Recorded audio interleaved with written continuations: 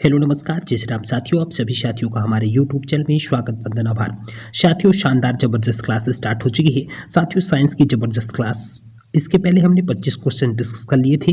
आज के 25 क्वेश्चन आपके सामने हैं। 26, 27, 28 से 50 तक के क्वेश्चन चलेंगे। शानदार जबरदस्त क्लास। साथियों, जितनी भी अभी भी रेलवे में वैकेंसियां आई हैं, चाहे वो मैं बात करूं एएलपी की या हो टेक्नीशियन की या हो आरबीएफ की, सब में जो है तो साइंस का एक अलग ही इम्पैक्ट होता है, क्योंकि जितने भी रेलवे के एग्जाम होते हैं उसमें साइंस एक अलग रोल अदा करती है। इसलिए साइंस की जो वीडियो है काफ़ी ज़बरदस्त होने वाली है। शानदार जबरदस्त क्लास रहने वाली है। चलिए क्लास को स्टार्ट करते हैं। आपके सामने है पहला 26वां जो प्रश्न है, यानी कि आज का पहला प्रश्न क्या है साथियों? ल्यूमेन एकक है। जी हाँ साथियों, ल्यूमेन एकक क्या है? ज्योति फ्लेक्स का, कि ज्योति तीव्रता का, या प्रदीप्त घनत्व का, या चमक का? तो ध्यान दीजिएगा, जो ल्यूमेन है वह क्या है? एक तो इसका आंसर हो जाएगा ल्यूमेन एकक है ज्योति फ्लेक्स का। ऑप्शन ए इसका राइट आंसर हो जाएगा। क्लियर। अगले प्रश्न की तरफ चलते। अगला प्रश्न क्या हो जाएगा? श्वेत प्रकाश से कितने रंगों का मिश्रण होता है? जी हाँ साथियों, हमारा प्रश्न क्या है? श्वेत प्रकाश कितने रंगों का मिश्रण होता है? चार या 6 या 5 या 7? तो ध्यान दीजिएगा, जो श्वेत प्रकाश होता है वह जो है 7 रंगों का मिश्रण होता है। ऑप्शन डी इसका राइट आंसर हो जाएगा। अगले प्रश्न की तरफ चलते। अगला प्रश्न क्या हो जाएगा?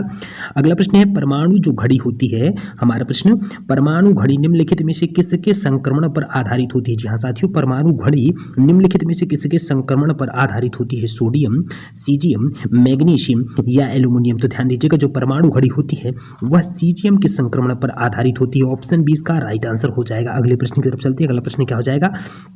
अवतल लेंस से हमेशा, जी हाँ साथियों, हमारा प्रश्न क्या है? अवतल लेंस से हमेशा निम्नलिखित में से कौन सा प्रतिबिंब बनता है?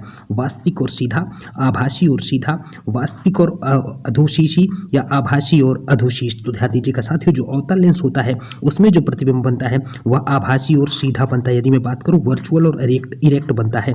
ऑप्शन बी इसका राइट आंसर हो जाएगा। अगले प्रश्न की तरफ चलते हैं। अगला प्रश्न क्या हो जाएगा? अवतल लेंस हमेशा किस प्रकार का प्रतिबिंब बनाता है? जी हाँ साथियों, हमारा प्रश्न क्या है? अवतल लेंस हमेशा किस प्रकार का प्रतिबिंब बनाते हैं? वास्तविक प्रतिबिंब, आभासी प्रतिबिंब, या वस्तु की विशेषता के अनुरूप प्रकार का प्रतिबिंब, या लेंस की वक्रता के अनुरूप प्रकार का प्रतिबिंब? तो ध्यान दीजिएगा, जो अवतल लेंस होता है वह हमेशा आभासी प्रतिबिंब बनाता है। कैसा बनाता है? आभासी प्रतिबिंब बनाता है। ऑप्शन बी इसका राइट आंसर हो जाएगा। साथियों, जबरदस्त शानदार हमारी जो क्लासेस स्टार्ट है, आरपीएफ जीके जीएस की शानदार क्लास चल रही है, यानी रेलवे ओरिएंटेड जो भी जीके जीएस यदि आप पढ़ना चाहते हैं तो वो भी क्लासेस हमारे यूट्यूब चैनल पर स्टार्ट है, आप उसका भी आनंद ले सकते हैं। ठीक है। अगला प्रश्न क्या है? अगला प्रश्न है, किसी वस्तु का आवर्धित और आभासी प्रतिबिंब प्राप्त करने के लिए प्रयोग किया जाता है? जी हाँ साथियों, किसी वस्तु का आवर्धित और आभासी प्रतिबिंब प्राप्त करने के लिए प्रयोग किया जाता है। समतल दर्पण, उत्तल दर्पण, या अवतल दर्पण, या अवतल लेंस? तो ध्यान दीजिएगा, किसी वस्तु का आवर्धित और आभासी प्रतिबिंब प्राप्त करने के लिए अवतल दर्पण का प्रयोग किया जाता है। ऑप्शन सी इसका राइट आंसर हो जाएगा। ठीक है। अगले प्रश्न की तरफ चलते हैं।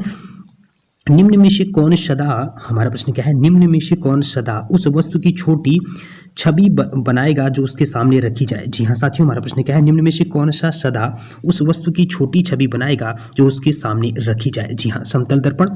ऑप्शन ए है समतल दर्पण, ऑप्शन बी है उत्तल दर्पण, या ऑप्शन सी है अवतल लेंस, या ऑप्शन डी है अवतल दर्पण? तो ध्यान दीजिएगा, इनमें से कौन है जो सदा उस वस्तु की छोटी छवि बनाएगा? तो इसका राइट आंसर हो जाएगा, जो उत्तल दर्पण होता है वह हमेशा वस्तु की छोटी छवि बनाएगा। ठीक है। ऑप्शन बी इसका राइट आंसर हो जाएगा। अगले प्रश्न की तरफ चलते हैं। अगला प्रश्न क्या हो जाएगा? परिवर्शी, जी हाँ, पेरिस्कोप किस सिद्धांत पर काम करता है? जी हाँ साथियों, हमारा प्रश्न क्या है? पेरिस्कोप जो है किस सिद्धांत पर काम करता है? अपवर्तन कर, पूर्ण आंतरिक परावर्तन, या विवर्तन, या परावर्तन? तो ध्यान दीजिएगा, जो पेरिस्कोप होता है वह हमेशा किस सिद्धांत पर काम करता है? तो पेरिस्कोप जो होता है वह जो है तो अपवर्तन के सिद्धांत पर काम करता है। किसके सिद्धांत पर? अपवर्तन के सिद्धांत, परावर्तन। जो पेरिस्कोप होता है वह परावर्तन के सिद्धांत पर काम करता है। ऑप्शन डी इसका राइट आंसर हो जाएगा। क्लियर। अगले प्रश्न की तरफ चलते हैं। अगला प्रश्न क्या हो जाएगा? प्रकाशीय फाइबर किस सिद्धांत पर कार्य करता है? जी हाँ, जो प्रकाशीय फाइबर होता है, प्रकाशीय फाइबर किस सिद्धांत पर कार्य करता है? अपवर्तन के, प्रकीर्णन के, व्यतिकरण के, या पूर्ण आंतरिक परावर्तन के? तो ध्यान दीजिएगा, जो प्रकाशीय फाइबर होता है वह पूर्ण आंतरिक परावर्तन के सिद्धांत पर कार्य करता है। ऑप्शन डी इसका राइट आंसर हो जाएगा। ठीक है। अगले प्रश्न की तरफ चलते हैं। प्रकाशीय जो तंतु है इसका प्रयोग निम्नलिखित में से किसके लिए किया जाता है? प्रकाशिक तंतु का प्रयोग निम्नलिखित में से किसके लिए किया जाता है? ऑप्शन ए बुनाई, ऑप्शन बी वाद्य यंत्र, ऑप्शन सी है आंख की शल्यक्रिया या संचार सेवा के लिए ऑप्शन डी। तो साथियों ध्यान दीजिएगा, जो प्रकाशिक तंतु होता है वह संचार सेवा के लिए प्रयुक्त किया जाता है। ऑप्शन डी इसका राइट आंसर हो जाएगा। अगला प्रश्न क्या है? अगला प्रश्न है अंतर्दर्शी। जी हाँ, प्रश्न क्या है बड़ी बारीकी से समझते हैं और फिर आंसर देते हैं। अंतर्दर्शी एक ऐसा यंत्र जो आमाशय के अल्सरों का पता लगाने के लिए प्रयुक्त किया जाता है। इसमें एक लंबी संकीर्ण नलिका होती है जिसके एक सिरे पर छोटा चमकीला बल्ब होता है जो आमाशय में मुंह द्वारा निविष्ट की जाती है। इसमें क्या अंतर्विष्ट होता है? जी हाँ साथियों, छोटा धारा वाहन द्वारा यह संकीर्ण नलिका में पानी भरा होता है या प्रकाशिक फाइबर या संकीर्ण नलिका में कुछ रासायनिक घोल होता है। तो ध्यान दीजिएगा साथियों, जो अंतर्दर्शी एक ऐसा यंत्र जो आमाशय के अल्सरों का पता लगाने के लिए प्रयुक्त किया जाता है। इसमें एक लंबी संकीर्ण नलिका होती है जो आमाशय में मुंह द्वारा निविष्ट की जाती है, उसको अपन क्या कहते हैं? उसका आंसर हो जाएगा, उसको हम प्रकाशिक फाइबर बोलते हैं। ये सारे कारण कौन कहता है? प्रकाशिक फाइबर, जिसको हम रेशा बोल देते हैं। ऑप्शन सी इसका राइट आंसर हो जाएगा। क्लियर? अगले प्रश्न की तरफ चलते हैं। उस समय पूर्ण आंतरिक परावर्तन नहीं हो सकता। जी हाँ साथियों, उस समय पूर्ण आंतरिक परावर्तन नहीं हो सकता है जब प्रकाश कांच से होकर पानी में जाता है या पानी से होकर कांच में जाता है या पानी से होकर वायु में जाता है या कांच से होकर वायु में रहता है। तो साथियों ध्यान दीजिएगा, उसी समय पूर्ण आंतरिक परावर्तन नहीं हो सकता जब पानी से होकर कांच में जाता है। क्या हो जाएगा? जब पानी से होकर कांच में जाता है प्रकाश, तो वहां पे पूर्ण आंतरिक परावर्तन नहीं होता है। ठीक है, ऑप्शन बी इसका राइट आंसर हो जाएगा। अगला प्रश्न क्या है? अगला प्रश्न है अंतरिक्ष यात्री को आकाश कैसा दिखाई देता है? जी हाँ साथियों, अंतरिक्ष यात्री को आकाश कैसा दिखाई देता है? श्वेत या गहरा नीला या हल्का नीला या काला? तो ध्यान दीजिएगा, अंतरिक्ष यात्री को जो आकाश होता है वह काला दिखाई देता है। कैसे दिखाई देता है? काला, ब्लैक दिखाई देता है। अगले प्रश्न की तरफ चलते हैं। अगला प्रश्न क्या हो जाएगा? पानी की टंकी ऊपर से देखने पर कम गहरी दिखाई देती है। जी हाँ, पानी की टंकी ऊपर से देखने पर कम गहरी दिखाई देने का कारण क्या है? जी हाँ, पानी की टंकी ऊपर से कम गहरी क्यों दिखाई देती है? किस वजह से? ऑप्शन ए है प्रकाश का ऋजुरेखी संचरण, या ऑप्शन बी है परावर्तन, या ऑप्शन सी है पूर्ण आंतरिक परावर्तन, या ऑप्शन डी है अपवर्तन। तो ध्यान दीजिएगा, जो पानी की टंकी ऊपर से देखने पर कम गहरी दिखाई देती है, क्यों? क्योंकि अपवर्तन के कारण। ये सब घटनाएं जो होती हैं अपवर्तन के कारण होती है। ठीक है, पेंसिल में पानी मुड़ी हुई दिखाई देना, सिक्के का पानी में जो सिक्का होता है वो उथला हुआ दिखाई देता है, ये किसकी वजह से? अपवर्तन की वजह से। ठीक है, ऑप्शन डी इसका राइट आंसर हो जाएगा। अगला प्रश्न क्या है? सूर्योदय। जी हाँ, सूर्योदय और सूर्यास्त के समय वायुमंडल में लालिमा किस कारण से छा जाती है? जी हाँ, किस कारण से छा जाती है?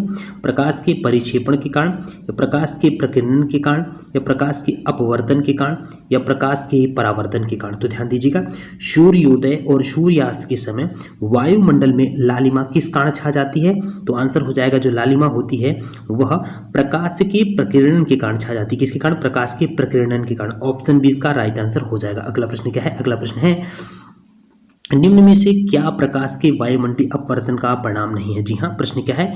निम्न में से क्या प्रकाश के वायुमंडलीय अपवर्तन का परिणाम नहीं है?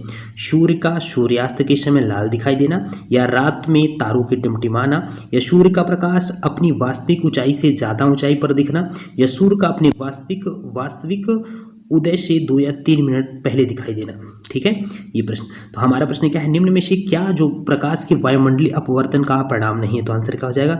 सूर्य का सूर्यास्त के समय जो लाल दिखाई देना होता है वह जो है अपवर्तन का परिणाम नहीं। बाकी तारों का टिमटिमाना अपवर्तन का परिणाम है। सूर्य का प्रकाश अपनी वास्तविक ऊंचाई से अधिक ऊंचाई पर दिखाई देना अपवर्तन का परिणाम है। सूर्य का अपने वास्तविक उदय से 2-3 मिनट पहले दिखाई देना, ये सब अपवर्तन के परिणाम है। ठीक है, अगले प्रश्न की तरफ चलते हैं। अगला प्रश्न क्या हो जाएगा? तरल से भरे हुई, प्रश्न हमारा, तरल से भरे हुए बीकर का तल किस कारण से कुछ ऊपर उठा हुआ दिखाई देता है? परावर्तन के कारण, अपवर्तन के कारण, व्यतिकरण के कारण, या विवर्तन के कारण? तो ध्यान दीजिएगा, तरल से भरे हुए बीकर का तल किस कारण से ऊपर उठा हुआ दिखाई देता? अपवर्तन के कारण। किस वजह से? अपवर्तन का। ऑप्शन बी इसका राइट आंसर हो जाएगा। जब ऐसी चीज कोई अपनी जगह से दूसरी जगह दिखाई देती है, मतलब छुपी हुई दिखाई देती है, या विलुप्त कुछ ऐसा जबरदस्त कुछ दिखाई देती है, मतलब अलग सा कुछ बन रहा हो पृथ्वी में, जहां नहीं है पृथ्वी में अलग जगह पे दिखाई देता है, तो उस जगह क्या उसको ऐसे परिवर्तन को क्या बोलते हैं? अपवर्तन बोलते हैं। क्या बोलते हैं? अपवर्तन। ऐसा परिवर्तन कहलाता है। अगला क्या हो जाएगा? लेंस किससे बनता है? हमारा प्रश्न क्या है? लेंस किससे बनता है? लेंस किससे बनता है? तो ऑप्शन ए है पायरेक्स कांच से, ऑप्शन बी है फ्लिंट कांच से, ऑप्शन सी है साधारण कांच, ऑप्शन डी है कोबाल्ट कांच। तो साथियों ध्यान दीजिएगा, जो लेंस होता है उसको किस वजह से, किससे बनाया जाता है? फ्लिंट कांच से बनाया जाता है। लेंस को फ्लिंट कांच से बनाया जाता है। ऑप्शन बी इसका राइट आंसर हो जाएगा। अगला क्या है? अगला क्या है? दृष्टि के स्थायित्व का सिद्धांत किसके पीछे का सिद्धांत है? प्रश्न क्या है? दृष्टि के स्थायित्व का सिद्धांत किसके पीछे का सिद्धांत है? दूरबीन का, सिनेमा का, या परिदर्शी का, या कैमरा का? तो ध्यान दीजिएगा, दृष्टि के स्थायित्व का सिद्धांत जो है वह किसका सिद्धांत है? सिनेमा का सिद्धांत है। किसका सिद्धांत है? सिनेमा का। ऑप्शन बी इसका राइट आंसर हो जाएगा। अगले प्रश्न की तरफ चलते हैं। अगला प्रश्न क्या हो जाएगा? मरीचिका एक उदाहरण है। जी, हमारा प्रश्न क्या है? मरीचिका एक उदाहरण है। किसका उदाहरण है? केवल प्रकाश के अपवर्तन का, या केवल प्रकाश के पूर्णांतरिक परावर्तन का, या प्रकाश के अपवर्तन और पूर्णांतरिक परावर्तन का, या केवल प्रकाश के परिक्षेपण का? तो ध्यान दीजिएगा, जो मरीचिका है वह प्रकाश के अपवर्तन और पूर्णांतरिक परावर्तन का उदाहरण है। किसका? ऑप्शन सी इसका राइट आंसर हो जाएगा। मरीचिका जो होती है वह प्रकाश के अपवर्तन और पूर्णांतरिक परावर्तन का उदाहरण है। ऑप्शन सी इसका राइट आंसर हो जाएगा। अगला प्रश्न क्या है? सर सीवी रमन को उनके किस प्रयोग के लिए नोबेल पुरस्कार प्रदान किया गया था? किस प्रयोग के लिए किया गया था? प्रकाश का परावर्तन के लिए, प्रकाश का विक्षेपण के लिए, या प्रकाश का प्रकीर्णन के लिए, या प्रकाश का परिक्षेपण के लिए? तो साथियों ध्यान दीजिएगा, सर सीवी रमन को जो नोबेल पुरस्कार मिला था वो किस वजह से मिला था? प्रकाश के प्रकीर्णन के लिए मिला था। किस वजह से मिला था? प्रकाश के प्रकीर्णन में काम किया था इन्होंने, इसलिए उनको सीवी रमन को नोबेल पुरस्कार से सम्मानित किया गया था। अगला प्रश्न क्या है साथियों? वाहनों के अग्रदीपों में किस प्रकार के दर्पण का इस्तेमाल किया जाता है? अग्रदीपों में किस प्रकार के दर्पण का इस्तेमाल किया जाता है? समतल दर्पण का, अवतल दर्पण का, उत्तल दर्पण का, या परवलयिक दर्पण का? तो ध्यान दीजिएगा, वाहनों के अग्रदीपों में जो है तो हम किसका इस्तेमाल करते हैं? अब वाहनों के हेडलाइटों में अवतल दर्पण का उपयोग किया जाता है। किसका? अवतल दर्पण का उपयोग किया जाता है। ऑप्शन बी इसका राइट आंसर हो जाएगा। ठीक है, परवलयिक दर्पण कह देते हैं, वैसे अपवर्तन दर्पण भी आ जाएगा। परवलयिक दर्पण यदि यहाँ पे दिया हुआ है तो राइट आंसर क्या आ जाएगा? ऑप्शन डी हो जाएगा, परवलयिक दर्पण। ठीक है, क्लियर रखिएगा, नहीं होगा तो फिर अवतल दर्पण ही क्लियर करेंगे, लगाएंगे, टिक करेंगे। अगला प्रश्न क्या है? प्रकाश को सूर्य से पृथ्वी तक पहुंचने में कितना समय लगता है? जी हाँ साथियों, हमारा प्रश्न क्या है? प्रकाश को सूर्य से पृथ्वी तक पहुंचने में कितना समय लगता है? 5.5 मिनट, 6.8 मिनट, या फिर 8.3 मिनट, या फिर बात करें 9.5 मिनट। तो प्रकाश को सूर्य से पृथ्वी तक पहुंचने में 8.3 मिनट लगते हैं। कितने लगते हैं? 8 मिनट 20 सेकंड एग्जैक्टली वैसे लगते हैं। 8.3 इसका राइट आंसर हो जाएगा। अगला प्रश्न क्या आ जाएगा? अगला प्रश्न है हानिकारक पैराबैंगनी किरणों से। जी हाँ, प्रश्न बढ़िया से सुनते समझते हैं फिर आंसर देते हैं। हानिकारक पैराबैंगनी किरणों से रक्षा करने वाली भूमि के चारों ओर मौजूद ओजोन परत के क्षय का कारण कौन सी गैस है? मतलब जो हानिकारक पैराबैंगनी किरणें आती हैं और उन किरणों को जो रोकने का काम करती है वो, मतलब उन किरणों को जो ओजोन परत है, ओजोन परत को कौन सी जो किरणें हैं वो नुकसान पहुंचा रही हैं? कौन सी किरणें नुकसान पहुंचा रही है? हानिकारक पैराबैंगनी किरणों से रक्षा करने वाली भूमि के चारों ओर मौजूद ओजोन परत के क्षय का कारण कौन सी गैस है इनमें से? ठीक है, नाइट्रोजन है क्या वो नाइट्रोजन ऑक्साइड है, क्या ऑक्सीजन है, या क्लोरोफ्लोरोकार्बन है? तो ध्यान दीजिएगा, जो CFC गैस है, क्लोरोफ्लोरोकार्बन है, वो ओजोन गैस के क्षरण का कारण है। ठीक है, इसकी वजह से ओजोन गैस को नुकसान पहुंच रहा है और पैराबैंगनी किरणें पृथ्वी के वायुमंडल में प्रवेश कर रही हैं। अगला प्रश्न क्या है? डेल्टोनिज्म या मैं बात करूं प्रोटोनोपिया एक प्रकार की वर्णांधता है। इसमें रोगी को कौन सा रंग नहीं दिखाई देता है? हरा रंग, नीला रंग, लाल रंग, या उक्त सभी रंग? तो ध्यान दीजिएगा, प्रोटोनोपिया एक प्रकार की वर्णांधता, इसमें रोगी को जो है तो ना तो हरा रंग, ना तो नीला रंग, ना तो लाल रंग, बोलोते उक्त सभी रंग नहीं दिखाई देते हैं। ठीक है साथियों, ये थी आज की जबरदस्त महत्वपूर्ण क्लास। आपको बहुत ही शानदार क्लास लगी होगी। यदि हमारी क्लास पसंद आए तो हमारे चैनल को लाइक, सब्सक्राइब और शेयर जरूर करिएगा।